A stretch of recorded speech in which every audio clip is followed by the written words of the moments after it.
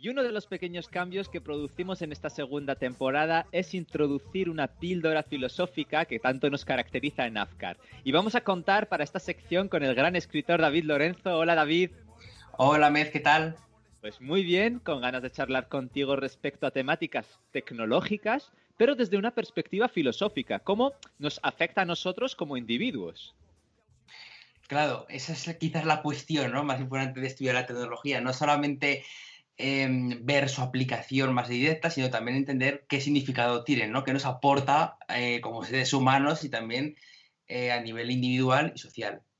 En este primer programa me quieres hablar de una cosa tan grande, tan genérica como son las redes sociales, pero vamos a intentar canalizar un poquito qué efecto tiene en nosotros, neurológico sobre todo, a la hora de conectarnos en esas redes.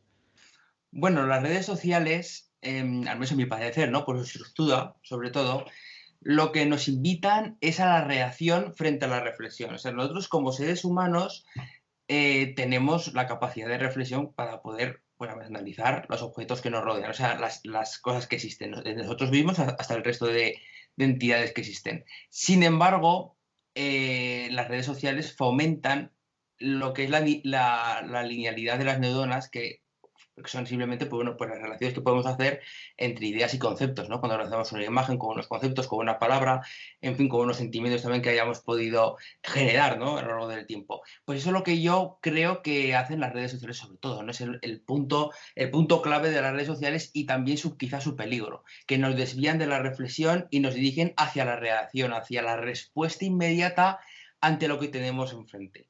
Digamos así un poquito con más claridad, es lo que observamos muchas veces en redes sociales como Twitter, ¿no? Que es una contestación muy sencilla, sin reflexión, es Exacto. una contestación directa, incluso rozando ya extralímites del insulto. Pero a veces es cierto que estas redes sociales, que también hay otras, nos han ayudado muchísimo a lo largo de esta cuarentena para, digamos, canalizar ese afecto que nos ha faltado, ¿no? Esa conexión directa. Exactamente, al menos en ese aspecto han sido muy positivas al permitir un contacto humano lo más cercano, ¿no?, lo más fidedigno posible dentro de la distancia que se nos ha impuesto con la pandemia, claro. Entonces, bueno, siempre lo que es la conexión, lo que es la velocidad de interacción con los demás, eso siempre va a ser positivo en la tecnología digital, ¿no?, sobre todo en este caso en las redes sociales. Y yo creo que, bueno, uno no quita lo otro, que evaluemos tanto su aspecto negativo como el positivo. Además, yo te quería hacer una pregunta muy directa, ¿no? ¿Qué tipo de dependencia también se genera a lo largo del uso constante de estas redes? Yo creo que las redes sociales, o lo que se va viendo también en estudios al respecto, genera sobre todo la sensación de ansiedad, por un lado, como digamos en una primera etapa, cuando si se crea una dependencia de la red social, una dependencia también de esa sensación de que te valoren, porque al fin de cuentas las redes sociales se basan en qué, en likes, en reacciones que intentamos que sean positivas, o sea, que los demás nos den el visto bueno a nuestros contenidos, a los contenidos que estamos aportando. Entonces, así es como funciona el engranaje de la red social. Se generan contenidos y los demás tienen que valorarlos. Entonces nos hacen adictos, que es el objetivo final de quienes están detrás monetizándolas. Que nos Claro. adictemos a ellas y lo usemos cada vez más. Pero claro, eso tiene consecuencias en la vida real. Porque a fin de cuentas somos individuos sociales. ¿Eso quiere decir? Que tenemos una dimensión propia, nuestra, un sentir, un pensar, que debe quedar reservado para nosotros mismos y que no puede depender bueno, pues en este caso, pues de la valoración de los demás, ¿no?, de la opinión de los demás. Y al mismo tiempo, como estamos proyectados en un grupo social, somos animales sociales, como decía Aristóteles, necesitamos también esa conexión con los demás por esa vía sentimental y también racional. Entonces, ¿qué sucede? Que ese equilibrio queda roto en la red social.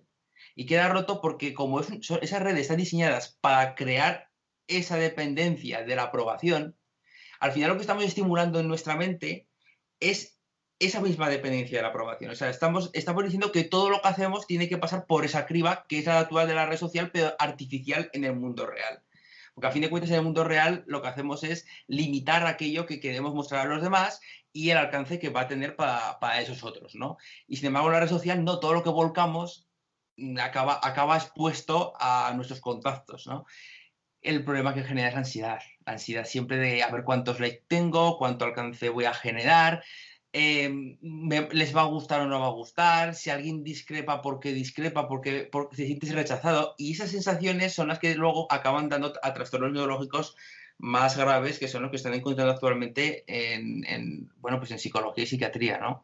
Y digamos que también de alguna manera nos hace rechazar también la discrepancia y a la vez también intentar asegurarnos la aceptación de alguna manera. Es como que luego esa franja pequeña entre lo online y la vida real tampoco no se distingue mucho. Y claro, para intentar cerrar un poquito esta gran reflexión en tan poco tiempo que tenemos, sí, ¿qué consejos podemos dar también para poder convivir en este mundo tan hiperconectado?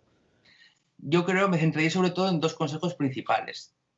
Controlar el no caer en una adicción de las redes sociales, o sea, nuestro tiempo que perdemos en las redes sociales, pensar siempre cómo queremos utilizar las redes sociales, sino como un fin o como un medio para comunicarnos con los demás, para publicitar nuestro trabajo, para la función que cada uno quiera, o es un fin porque lo que queremos es recibir esa aceptación a cualquier precio. En el momento en que descubramos que nos inclinamos hacia la aceptación, que es el mayor riesgo, hay que intentar poner distancia por medio, ¿no? Darnos tiempo, leer libros, reflexionar, ver películas, hacer vida fuera de las redes sociales, del entorno, para que nuestro cerebro encuentre ese equilibrio, ¿no? Y sepa distinguir cuál es la dimensión de esta tecnología, la dimensión de la red social, y cuál es la dimensión actual que tenemos en el contacto con los demás, y así no desvirtuarlo. Ese sería el primer consejo. Y el segundo que yo daría es, bueno, pues sobre todo que el uso de las redes se haga siempre con la mayor prudencia, pensando que delante tenemos a personas que sienten, que piensan y que no son en el fondo tan diferentes como a lo que somos nosotros, como quizás podamos llegar a creer, y que al revés, ya que usamos una red social, abramos nuestras burbujas de opinión e intentemos introducir en ellas o mantener, tampoco llegar y bloquear a gente que piense diferente.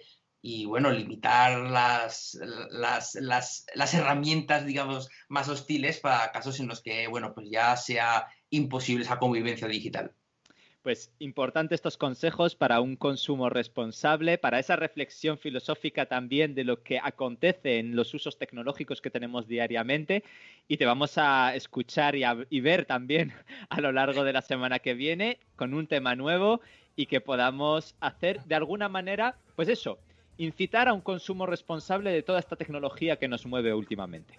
Así es, yo creo que es el aspecto más importante y del que se debe ocupar la filosofía, en este caso mediante la ética y mediante su análisis racional. Muchísimas gracias, David. Un abrazo. Muchas gracias a ti, Ahmed. Abrazo de vuelta.